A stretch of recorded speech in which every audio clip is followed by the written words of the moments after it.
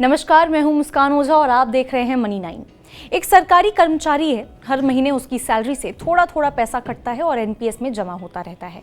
उसे भरोसा है कि रिटायरमेंट के बाद यही पैसा उसके काम आएगा। लेकिन अब दिक्कत यह है कि आज के दौर में इंटरेस्ट रेट धीरे धीरे नीचे जा रहे हैं, यानी कि जो पैसा पहले गवर्नमेंट बॉन्ड या फिर फिक्स रिटर्न वाली चीज़ों में लगाया जा रहा था, वहाँ अब उतना रिटर्न नहीं मिल रहा है जितना पहले कंपेरेटिवली मिलता था।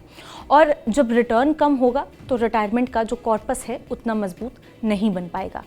अब इसी के लिए pension fund regulatory and development authority यानी कि पीएफआरडीए ऐसा चाहती है कि एनपीएस का जो पैसा है वो सिर्फ सेफ जगहों पर नहीं बल्कि थोड़ा सा ज़्यादा स्मार्ट तरीके से इन्वेस्ट किया जाए ताकि लॉन्ग टर्म में रिटर्न बना रहे। पीएफआरडीए के जो चेयरपर्सन हैं शिवा सुब्रमण्यम रमन जो है, उन्होंने ये बहुत क्लियर और बहुत साफ वे में ये समझाने की कोशिश करी है कि अब रेगुलेटर जो है वो हाई इक्विटी एक्सपोजर पर जोर दे रहा है और साथ ही एनपीएस में धीरे धीरे नए एसेट क्लासेस जोड़ना चाहता है।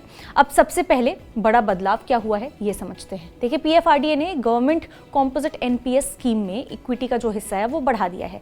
पहले कितना था इक्विटी एक्सपोजर? 15%, अब इसे बढ़ा करके 19% कर दिया गया है और पीएफआरडीए का ऐसा टारगेट है कि आगे बढ़ करके इसे 25% तक भी लाया जाएगा। यानी कि सरकार जो यहाँ पे जो सरकार वाले जो एनपीएस स्कीम है उसमें अब धीरे धीरे इक्विटी का जो हिस्सेदारी है वो बढ़ाना चाह रही है। वो चाहती है, सरकार चाहती है कि ये हिस्सेदारी थोड़ी सी बढ़े कंपेरेटिवली। इसका मतलब ये भी हुआ कि एनपीएस का जो पैसा है थोड़ा सा ज़्यादा स्टॉक मार्केट लिंक जो इन्वेस्टमेंट है उसमें जाएगा ताकि लॉन्ग टर्म में रिटर्न आपको बेटर मिल सके। अब इक्विटी बढ़ाने का सीधा असर ये हुआ कि बाकी हिस्सों में थोड़ा सा बदलाव करना पड़ा। चेयरपर्सन ने ऐसा बताया कि इक्विटी बढ़ी है और इसी वजह से कॉर्पोरेट बॉन्ड का जो हिस्सा है वो थोड़ा कम हुआ है, लेकिन गवर्नमेंट सिक्योरिटी जिसे जीसेक कहते हैं उसका हिस्सा लगभग वैसा ही बना हुआ है जैसा पिछले साल था। यानी कि ऐसा नहीं है कि पूरा का पूरा जो पैसा है वो रिस्की यहाँ पे बना दिया गया है, रिस्क की तरफ भेज दिया गया है, ऐसा नहीं है। बस इक्विटी का हिस्सा जो है वो धीरे धीरे बढ़ाया जा रहा है और बैलेंस यहाँ पे मेंटेन किया जा रहा है। अब ये जो बदलाव है वो सिर्फ रेगुलेटर की इच्छा से नहीं हो रहा है। सबसे बड़ी बात यह है कि इसके पीछे बड़ा जो रीज़न है, जो मेन रीज़न है वो ये है कि गवर्नमेंट एम्प्लॉयज़ ऐसा खुद डिमांड कर रहे हैं कि उन्हें इक्विटी एलोकेशन ज़्यादा चाहिए। उनका ऐसा मानना है कि वो इक्विटी में अंडरवेट है, यानी कि इक्विटी में उनका जो हिस्सा है वो कम है, जबकि लॉन्ग टर्म में इक्विटी रिटर्न्स ज़्यादा दे सकती है। अब इसी वजह से पेंशन फंड में भी धीरे धीरे यहाँ पे 25% की लिमिट की तरफ यहाँ पे मूव करना चाहेंगे। ऐसा वो चाह रहे हैं कि धीरे धीरे 25% की तरफ चला जाए। अब कहानी यहीं खत्म नहीं होती है। पीएफआरडीए अब एनपीएस में एक नया असेट क्लास जोड़ने की बात कर रही है जिसका नाम है ऑल्टरनेट इन्वेस्टमेंट फंड। अब ये ऑल्टरनेटिव इन्वेस्टमेंट फंड क्या है? इसे एआईएफ कहते हैं वैसे शॉर्ट फॉर्म में।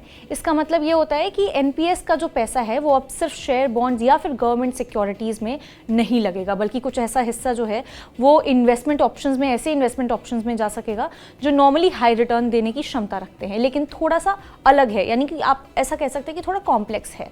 अभी तक एनपीएस में, एआईएफ्स में कोई पैसा नहीं लगाया गया, लेकिन चेयरपर्सन ने कहा है कि ऑपरेटिंग सिस्टम तैयार है और करंट फाइनेंशियल ईयर जो है वो खत्म होने से पहले पहले इसमें इन्वेस्टमेंट शुरू हो सकता है। इसके अलावा पीएफआरडीए ने ऑल्टरनेटिव जो बकेट है उसमें गोल्ड ईटीएफ और सिल्वर ईटीएफ के भी बहुत लिमिटेड एक्सपोजर की परमिशन दे दी है। मतलब कि एनपीएस का पैसा जो है वो थोड़ा बहुत गोल्ड और सिल्वर चीज़ों में भी यहाँ पे इन्वेस्ट हो सकेगा, लेकिन स्ट्रिक्ट कैप के साथ ताकि ज़्यादा रिस्क ना लिया जाए। अब ये जो डाइवर्सिफिकेशन है इसके लिए ये किया जा सकता है ताकि अगर बॉन्ड का जो रिटर्न है वो कम हो जाए तो पोर्टफोलियो में थोड़ी सी आपकी स्टेबिलिटी बनी रहे। सबसे मेन रीज़न यही है इतना इसको डाइवर्सिफाई बनाने का। अब एक और सबसे बड़ा पॉइंट ये है कि जो लोगों के लिए यहाँ पे इंटरेस्टिंग हो सकता है, पीएफआरडीए एक नया प्रोडक्ट बनाने की कोशिश कर रहा है। क्या है ये नया प्रोडक्ट? इसे कहा जा सकता है market linked assured return product. अब इसको थोड़ा सा क्लियर वे में आप समझने की कोशिश कीजिए। लोग चाहते हैं एनपीएस में पैसा लगे तो रिटर्न मार्केट से जुड़े रहें, अब लेकिन एक भरोसा भी हो कि भाई बहुत ज़्यादा गिरावट ना हो। पीएफआरडीए ऐसा प्रोडक्ट बनाना चाह रहा है जिसमें रिटर्न पूरी तरह गारंटीड तो नहीं होगा, लेकिन रिटर्न एक स्पेसिफाइड बैंड में रहेगा, यानी कि एक रेंज होगी और बहुत ज़्यादा नीचे भी नहीं हो जाएगा, बहुत ही ज़्यादा कॉस्ट भी यहाँ पे नहीं पड़ने वाली है।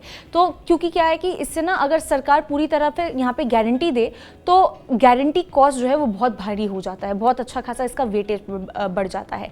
इसीलिए रेगुलेटर ऐसा बीच में रास्ता निकालने का सोच रहे हैं कि ऐसा मिडवे हो जहाँ पे एनवीटी से ज़्यादा अट्रैक्टिव हो और पूरी जो गारंटी जैसा महंगा भी यहाँ पे रहे। अब ये बहुत ही ज़्यादा अलग से एक आप ये कह दीजिए कि एक बहुत ही अलग एक्सपेरिमेंट और ये नया एक्सपेरिमेंट है।